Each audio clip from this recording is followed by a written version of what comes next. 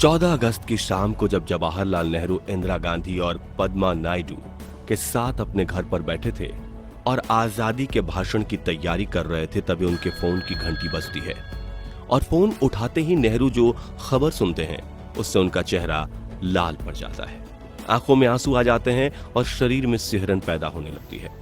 साथियों, 14 अगस्त 1947 रात के 12 बजे जब पूरी दुनिया के लोग चैन की नींद सो रहे थे, तब भारत की आजादी का वो सुनहरा अध्याय लिखा जा रहा था जिसका हम पिछले कई दशकों से बेसब्री से इंतजार कर रहे थे। इसी पल के लिए देश के लाखों स्वतंत्रता सेनानियों ने अपनी जान कुर्बान कर दी थी। हर तरफ खुशी का माहौल था, लेकिन कुछ नेताओं और अंग्रेजों ने इस खुशी के मौके को देश के करोड़ों लोगों के लिए गम का मौका बना दिया था, क्योंकि इस दिन हमारे अखंड भारत का बंटवारा होने जा रहा था, जिससे राजनेता बनकर देश चलाने वाले नेताओं में तो खुशी की लहर फैली हुई थी, लेकिन देश की आवाम इस बंटवारे से कितना ज्यादा दर्द सहने वाली थी उसका किसी को अंदाजा भी नहीं था। अखंड भारत के हिंदुस्तान और पाकिस्तान के इस बंटवारे का दर्द वही लोग समझते हैं जिन्हें रातों रात अपना घर छोड़ना पड़ा था, जिन्होंने अपनों को खोया था, जिन्होंने अपने देश को खो दिया था और जो सड़क पर पड़े दर्द से तड़प रहे थे और अपनी जान की भीख मांग रहे थे, लेकिन सुनने वाला कोई नहीं था। इस बंटवारे के दर्द के शिकार हुए लोग आज भी जब 14 अगस्त का नाम सुनते हैं तो उनका शरीर डर के मारे कांपने लगता है। तो साथियों, आखिर क्या हुआ था 14 अगस्त 1947 की उस काली रात को, जिससे देश के करोड़ों लोगों ने आजादी की काफी बड़ी कीमत चुकाई थी? जानने के लिए आइए डालते हैं इतिहास के सबसे काले दिन पर एक नजर। दोस्तों, भारत में ब्रिटिश हुकूमत के खात्मे की कहानी साल 1947 की शुरुआत में ही लिखनी शुरू हो चुकी थी। ब्रिटेन में क्लेमेंट एटली की सरकार को ये उम्मीद थी कि भारत शांति के साथ आजाद होगा, लेकिन अफसोस ये उम्मीद टूट गई, क्योंकि उन ब्रिटिशर्स ने ही भारत की आवाम और नेताओं के बीच हिंदू और मुस्लिम कभी एक नहीं हो सकते ऐसी आग लगा दी थी।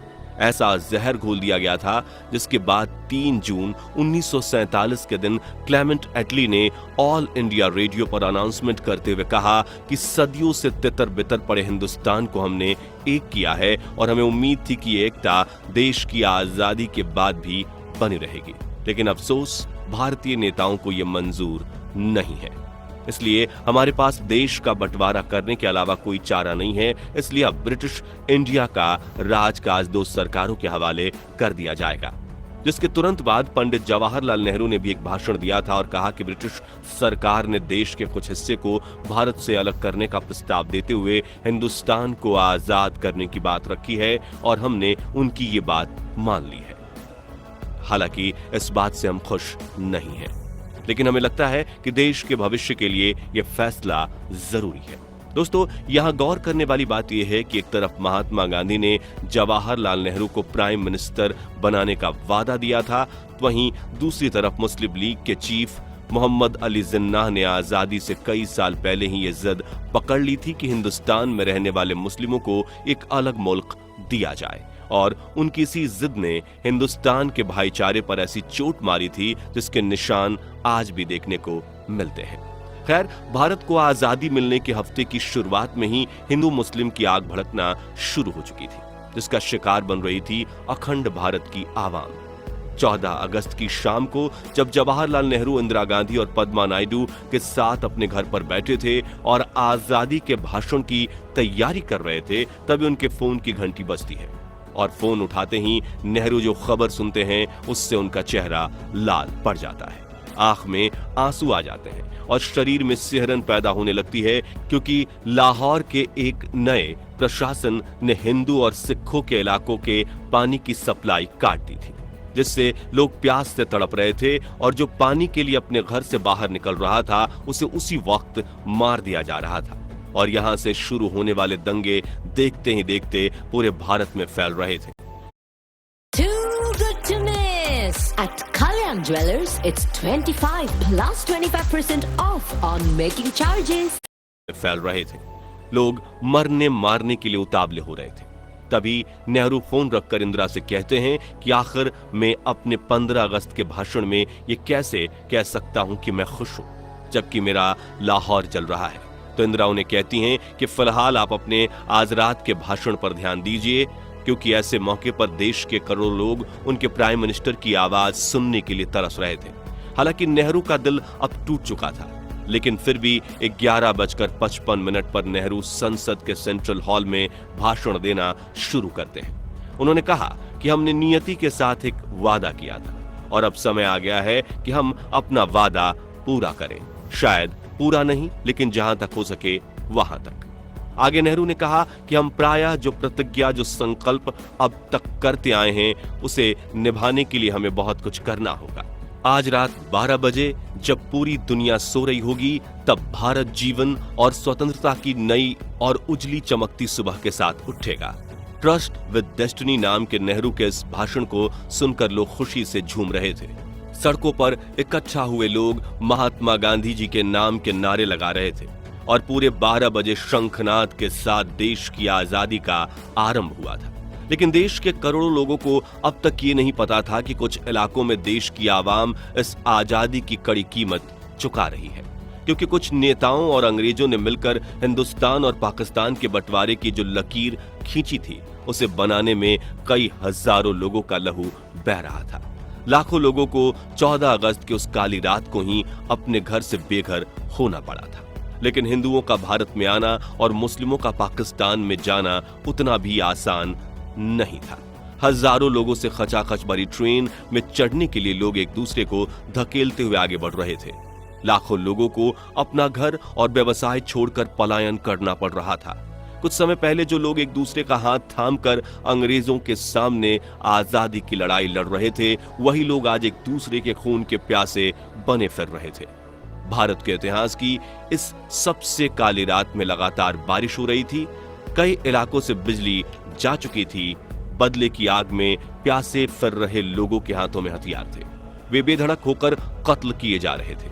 पार्टीशन की इस कत्लेआम वाली लड़ाई की शुरुआत हुई थी अगस्त महीने की शुरुआत में, जब सिखों की टोली ने मिलकर 60 मुसलमानों और मुसलमानों की टोली ने मिलकर 74 सिखों का सरेआम कत्ल कर दिया था।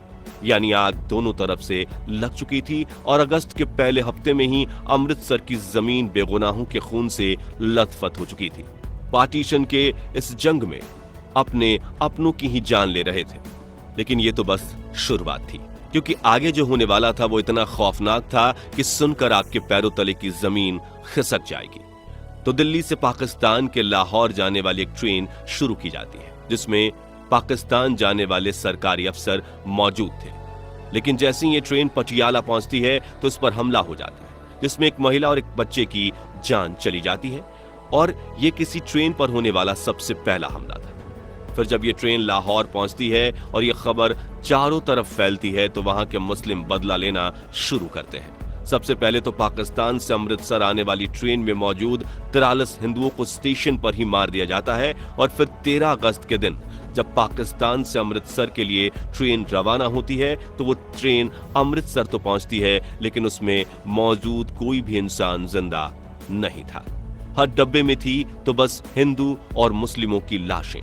जिसके बाद ट्रेन पर हमलों का सिलसिला शुरू हो जाता है और हर रोज अमृतसर और लाहौर के बीच आने जाने वाली ट्रेनों में लाशों के ढेर मिलते रहते हैं।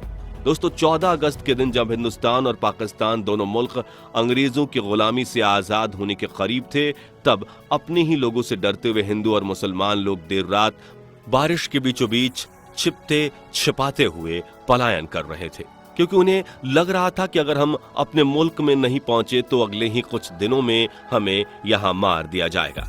लेकिन जहां पाकिस्तान से हिंदुस्तान आने वाले हिंदू और सिख लोगों को देखते ही मार दिया जा रहा था, वहीं हिंदुस्तान से पाकिस्तान जा रहे मुस्लिमों को भी तलवारों से काटकर लहूलुहान किया जा रहा था। इसी वजह से हर तरफ भगदड़ मच चुकी थी और इस काली रात में हजारों लोगों ने अपनी जान गंवाई। और अगले दिन सुबह यानी 15 अगस्त के दिन जहां दोनों मुल्कों के करोड़ों लोग अपनी आजादी का जश्न मना रहे थे, वहीं लाखों लोग अपने को खोने के दुख से तड़प रहे थे। अंग्रेजों के बोए इस जातीय नफरत के बीज ने भारतीयों की एकता को अंदर तक झकझोर कर रख दिया था।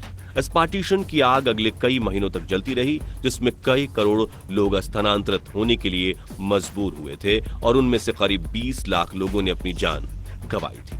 खैर, यहाँ गौर करने वाली बात यह है कि इन मौतों के लिए हम हिंदू, मुस्लिम या सिख जाति के लोगों को दोषी करार नहीं कर सकते, क्योंकि बंटवारे की बात निकलने से पहले देश की आवाम तो खुशी से एक दूसरे के साथ मिलकर रहती थी, लेकिन एक दूसरे को मारने के लिए उतावले हुए लोगों में जहर भरा था अंग्रेज और उन कुछ नेताओं ने जिनकी सोच निजी स्वार्थ और जातीय भेदभाव पर टिकी थी। लेकिन इससे भी ज्यादा अफसोस की बात यह है कि ब्रिटिशर्स ने हम भारतीयों के साथ इतने घिनौने जुर्म किए जिन्हें याद करके हमारी आंखें नम हो जाती है, लेकिन फिर भी उन्हें बारातियों की तरह विदा किया गया। जी हां, 27 अगस्त 1948 के दिन जब ब्रिटिशर्स की आखिरी टोली हमारा देश छोड़कर जा रही थी तो उन्हें बैंड बाजे के साथ विदा किया गया। दोस्तों, अगर आप ये वीडियो अब तक देख रहे हैं तो भारत और पाकिस्तान के बंटवारे के शिकार हुए उन 10 लाख लोगों को श्रद्धांजलि देने के लिए कमेंट बॉक्स में ओम शांति जरूर लिखिए और इस वीडियो को